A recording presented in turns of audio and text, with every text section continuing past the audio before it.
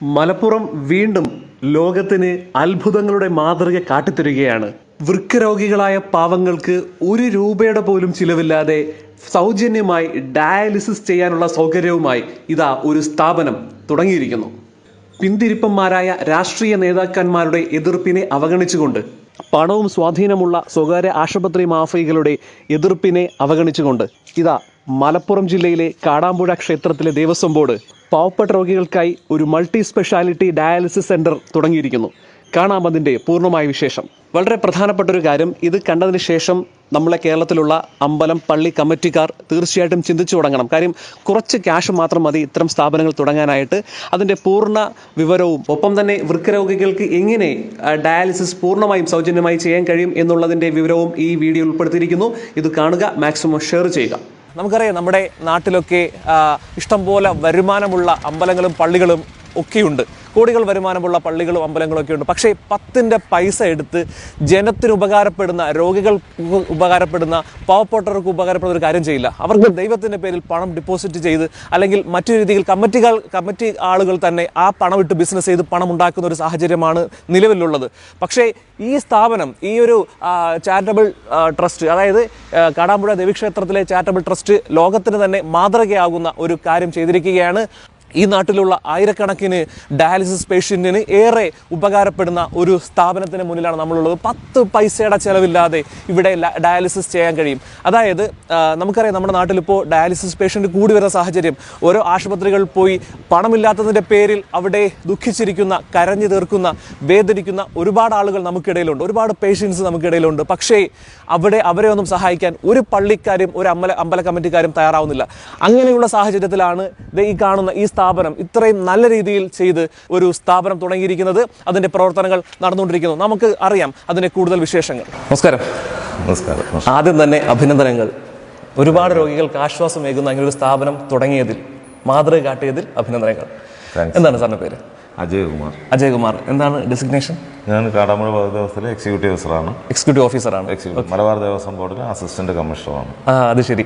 എന്താണ് ഈ സ്ഥാപനത്തിന് പിന്നിൽ? താങ്കളാണെന്ന് അറിഞ്ഞു. എല്ലാം ഓൾ ഇൻ ഓൾ. എന്താ സംഭവം? ഇവിടെ 1987 മുതലൊരു ധർമാശുപത്രി പ്രവർത്തിക്കുന്നു കാടാമ്പുഴയിൽ. ഒരു ഡോക്ടറും ഒരു ഫാർമസിസ്റ്റും നഴ്സിംഗ് അസിസ്റ്റൻ്റ് അവിടെ സ്ഥിരമായിട്ടുണ്ട്. അപ്പോൾ വളരെ പരിമിതമായ സാഹചര്യത്തിലാണ് ഇത് പ്രവർത്തിച്ചുകൊണ്ടിരുന്നത്. ഞാനിവിടെ അന്ന് ഞാൻ വരുന്നത് വരെ, ഞാൻ 2011 നവംബർ 1 ഇവിടെ ജോയിൻ ചെയ്തത്. ആ സമയത്ത് അങ്ങനെയാണ്. അപ്പോൾ ഈ ആശുപത്രി ഒന്ന് വിപുലീകരിച്ച് കൊണ്ടുവരിക എന്നുള്ളതാണ് ആദ്യം വിചാരിച്ചത്. കുറച്ചുകൂടെ സൗകര്യങ്ങളാക്കി ഒരു നല്ലൊരു പ്രൈമറി ഹെൽത്ത് സെൻ്ററാക്കി കൊണ്ടുവരിക. അങ്ങനെ അതിൻ്റെ ആലോചനാ ഘട്ടത്തിൽ ഇവിടുത്തെ പാരമ്പര്യ ട്രസ്റ്റിയുണ്ട്. പാരമ്പര്യ ട്രസ്റ്റിയാണ് ഈ അമ്പലത്തിലുള്ളത്. അദ്ദേഹമായിട്ട് ഇതിനെക്കുറിച്ച് ആലോചിച്ചപ്പോൾ അദ്ദേഹമാണ് പറഞ്ഞത്, അദ്ദേഹത്തിൻ്റെ വീട്ടിൻ്റെ ഭാഗത്തൊക്കെ ഇങ്ങനെ ഏതോ പാവപ്പെട്ട വൃക്കരോഗികളുണ്ട്, അവർക്ക് ട്രീറ്റ്മെൻറ്റ് ചെയ്യാൻ പൈസ ഇല്ലാത്തൊരവസ്ഥയാണുള്ളത്, നമുക്ക് അതുമായിട്ട് എന്തെങ്കിലും ചെയ്യാൻ പറ്റുമെന്നൊന്ന് ആലോചിക്കണമെന്ന് അദ്ദേഹം പറഞ്ഞു. ആ ആലോചന മലബാർ ദേവസ്വം ബോർഡ് കമ്മീഷൻ പ്രസിഡന്റുമായിട്ടൊക്കെ പങ്കുവച്ചു. അപ്പോൾ അവരത് വളരെ പോസിറ്റീവായിട്ട് എടുത്തു. അങ്ങനെയാണ് നമ്മൾ ചെയ്യേണ്ടത്. ഇതുവരെ അങ്ങനെ ഒരു സംരംഭം കേരളത്തിലില്ല, ഒരു ദേവസ്വം ബോർഡിലും ഇല്ല. അപ്പോൾ നമുക്കൊരു മാതൃകയാക്കാം. അതിനു വേണ്ടിയുള്ള പ്രവർത്തനങ്ങൾക്ക് എല്ലാ പ്രചോദനവും എല്ലാം അവർ മലബാർ ദേവസ്വം ബോർഡ് തന്നു. പിന്നെ ഇവിടുത്തെ ജീവനക്കാരുമായിട്ട് അതിനെക്കുറിച്ച് ആലോചിച്ചു. അപ്പോൾ എല്ലാവരും വളരെ പോസിറ്റീവായിട്ട് എടുത്തു. അതങ്ങനെ ഒരു വളരെ വിജയത്തിലെത്തി. ഇപ്പോൾ നമ്മൾ 10 മെഷീൻ ഇൻസ്റ്റാൾ ചെയ്ത് കഴിഞ്ഞു. ജനുവരി 31 മുതൽ ട്രയൽ റണ്ണ് തുടങ്ങിക്കഴിഞ്ഞു. ഇപ്പോൾ ഇത് പേഷ്യൻസിനെ എടുത്ത് ഡയാലിസിസ് നടത്തുന്നുണ്ട്. താങ്കളൊരു ആശയമായിരുന്നോ ഇത്?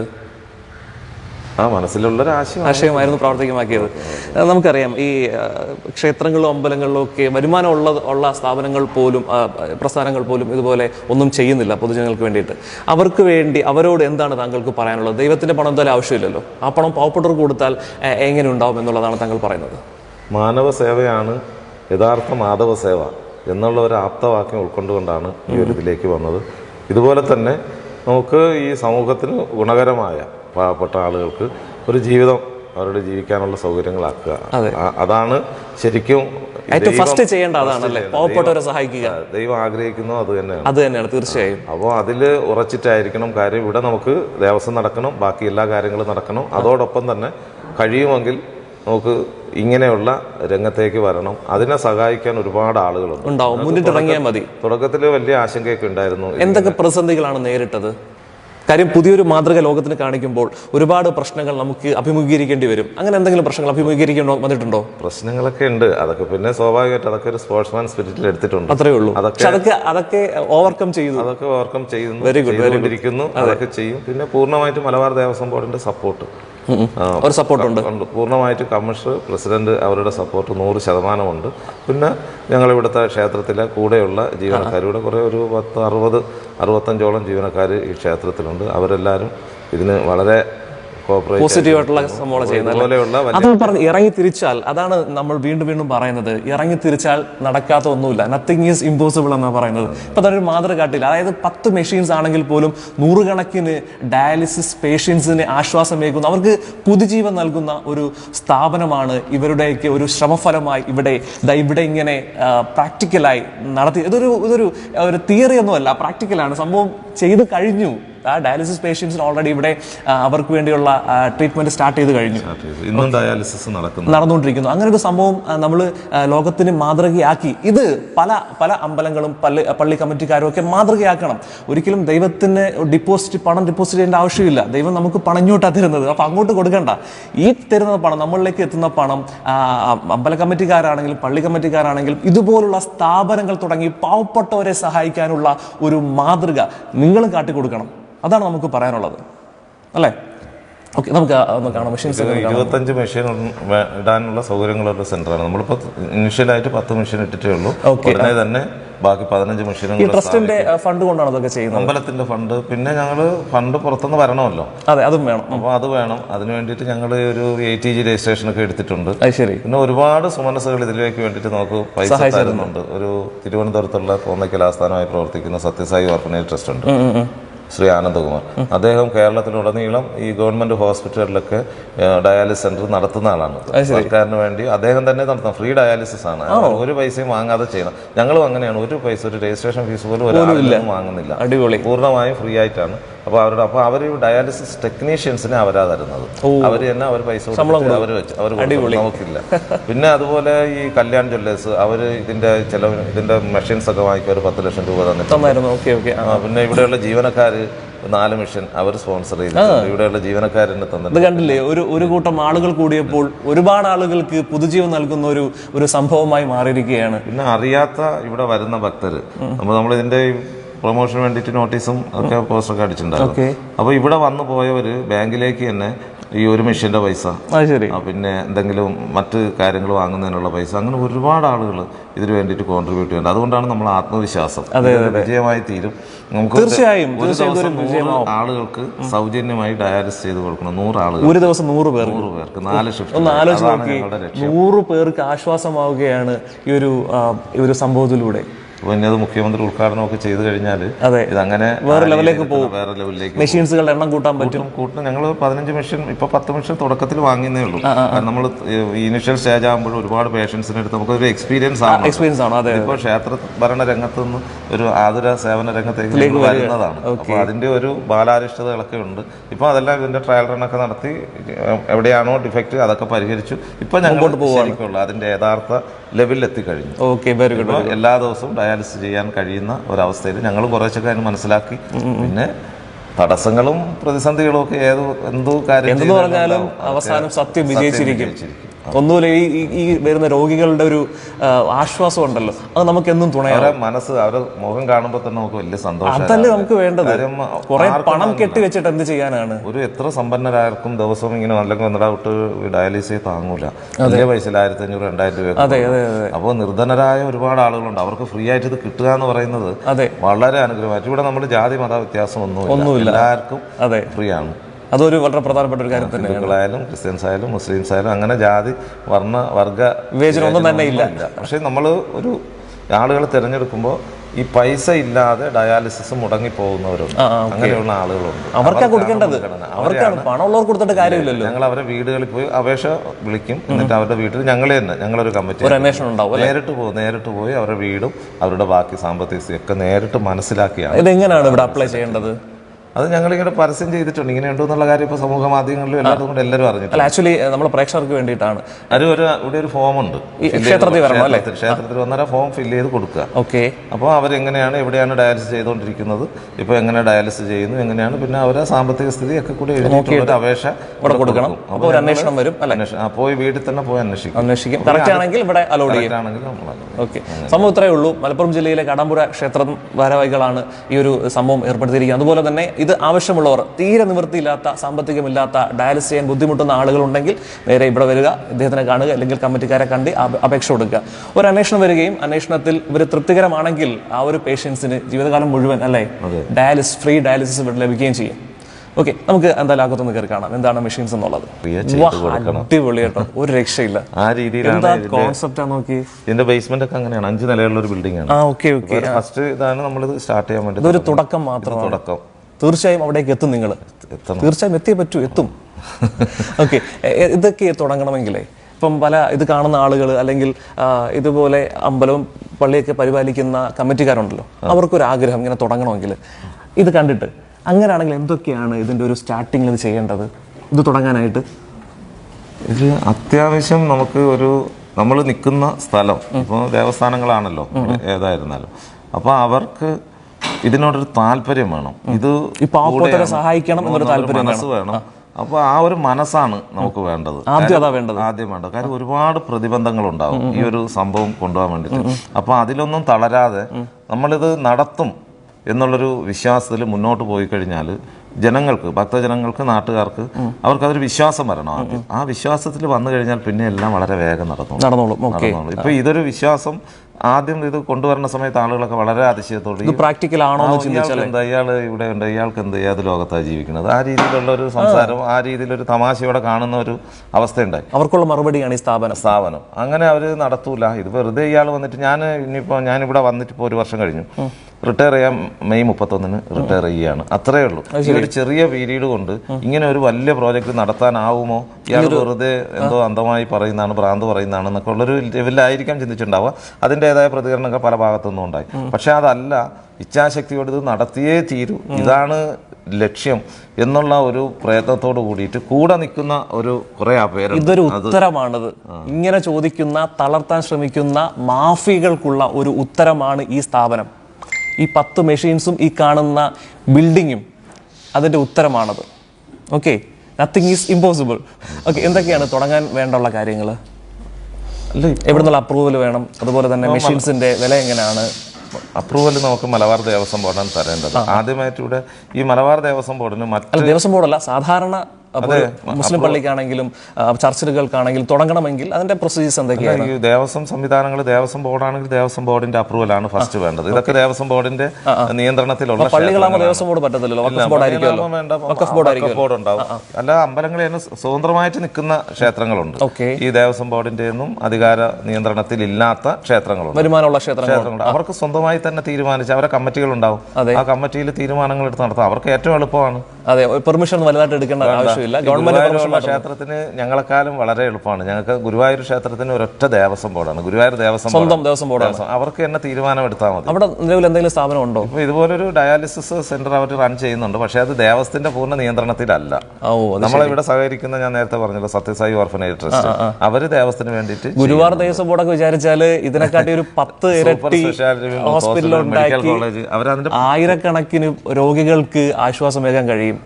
ചെയ്യുന്നുണ്ടെന്ന് കേൾക്കുന്നത് ഞങ്ങൾ അതൊന്നും വലുതായിട്ട് അവർ ചെയ്യുന്നത്. അവർക്ക് അത്രയ്ക്കുള്ള സാമ്പത്തിക ശേഷി, താരതമ്യേന സാമ്പത്തിക ശേഷി കുറഞ്ഞ മലബാർ ദേവസ്വം ബോർഡിലെ ഏറ്റവും സാമ്പത്തിക ശേഷിയുള്ള ക്ഷേത്രമാണ് കാടാമ്പുഴ. ആ ഒരു ആഗ്രഹത്തിലാണ് ഞാനിവിടെ വരാൻ ആഗ്രഹിച്ചതും. അതുകൊണ്ട് തന്നെയാണ് 28 വർഷം സർവീസ് ഉണ്ട്. ഈ സർവീസിൽ ഞങ്ങളെ സീനിയർ ആയിട്ടുള്ള ഉദ്യോഗസ്ഥർക്ക് ഇവിടെ വരാൻ പറ്റുള്ളൂ ഡെപ്യൂട്ടേഷനിൽ.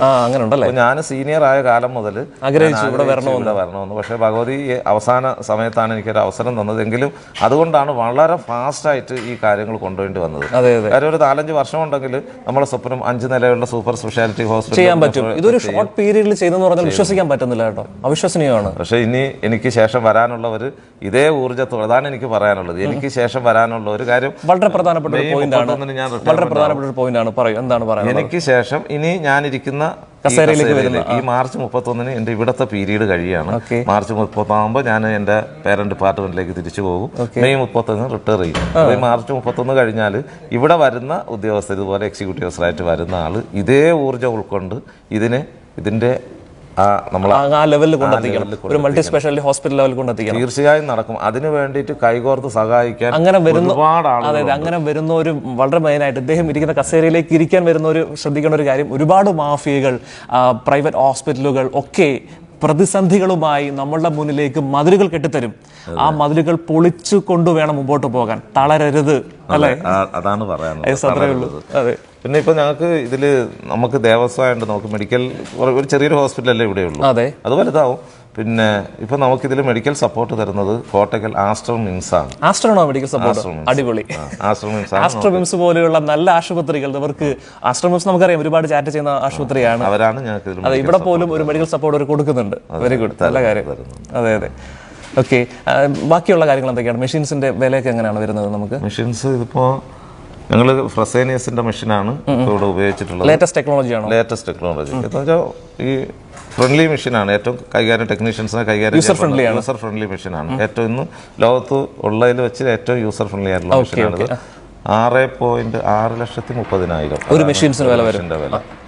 അപ്പോൾ അങ്ങനെ 10 മെഷീൻസ്, ഈ 10 മെഷീനും ഈ ബാങ്കുകൾ, ഇങ്ങനെയുള്ള സുമനസ്സലായ ആൾക്കാർ, പിന്നെ ഇവിടുത്തെ ജീവനക്കാർ ഡൊണേറ്റ് 10 മെഷീനും നമ്മൾ ദേവസ്വം ഫണ്ടല്ല, ഇതുപോലെയുള്ള ആളുകളെ സഹായത്തോടുകൂടി ഞാൻ ഇനി ഒരു 15 മെഷീനും തരാമെന്ന് പറയുന്നുണ്ട്. നമുക്ക് ഈ ഇവിടെ ഉടനെ കിട്ടും. ശോഭ ലിമിറ്റഡ് എന്ന് പറഞ്ഞ അറിയില്ലേ അവര്? അപ്പൊ അവര് 25 മെഷീന്റെയും പൈസ അവർ തരാമെന്ന് സമ്മതിച്ചിട്ടുണ്ട്. പക്ഷെ അതിന്റെ ചെറിയൊരു കാര്യം, അദ്ദേഹം ഫോറിൻ സിറ്റിസൺ അങ്ങനെയാണ്. അവർക്ക് ഫണ്ട് വരണമെങ്കിൽ FCRA രജിസ്ട്രേഷൻ വേണം. അപ്പൊ അതിന് വേണ്ടിയിട്ട് ഞങ്ങൾ ക്ഷേത്രത്തിൽ തന്നെ ഒതുങ്ങിയിട്ട് ഒരു ചെറിയ ട്രസ്റ്റ് രൂപീകരിച്ചിട്ടുണ്ട്. അതിൽ ATG രജിസ്ട്രേഷൻ എടുത്തു. അപ്പോൾ ഇൻകം ടാക്സിന്റെ എക്സംഷൻ കിട്ടുമല്ലോ ഇത് തരുന്നവർക്ക്. അപ്പോൾ FCRA രജിസ്ട്രേഷൻ കൊടുത്തിട്ടുണ്ട്. അത് കൂടെ കിട്ടിക്കഴിഞ്ഞാൽ ഇപ്പൊ 25 മെഷീനും ഇവിടെ വരും. 25 മെഷീൻ. പിന്നെ അതിന്റെ ക്ലീനിങ് സ്റ്റാഫിനെയൊക്കെ അവർ സ്പോൺസർ ചെയ്തു. ഇവിടുത്തെ ഹൗസ് കീപ്പിംഗ് വലിയൊരു നല്ല കാര്യം. ഹൗസ് കീപ്പിംഗ് ആണ് മെയിൻ ആയിട്ടുള്ളത്. അങ്ങനെ ക്ലീൻ ആയിട്ട് പോകണം. അപ്പൊ അവർ റിക്രൂട്ട് ചെയ്ത സ്റ്റാഫാണ് അതിന് വേണ്ടിയിട്ട് ഇവിടെ തന്നിട്ടുണ്ട്. ഇപ്പൊ നമ്മൾ തൽക്കാലം കൊടുക്കുന്നു. അവർ ഈ FCRA രജിസ്ട്രേഷൻ കിട്ടിയാൽ അത് ആ പൈസ മുഴുവനും നമുക്ക് തരും. 1,75,00,000 രൂപ അവർ മാറ്റി വെച്ചിട്ടുണ്ട്. അത് ശരി, പോരെ? ഇതുപോലെ ഒന്ന് തുടങ്ങി കൊടുത്താൽ, ഇതുപോലുള്ള ശോഭയെ പോലുള്ള അല്ലെ ഒരുപാട് ആളുകളുടെ സുമനസ്സുകളുടെ സഹായങ്ങൾ ഇങ്ങനെ ഒഴുകി വന്നുകൊണ്ടിരിക്കും. ഒന്ന് സ്ട്രോങ് ആയിട്ട് നമ്മൾ നിന്ന് കൊടുത്താൽ മാത്രം മതി. ഇത് നടക്കുന്നു എന്നുള്ളൊരു വിശ്വാസം, ഇത് നടത്തും.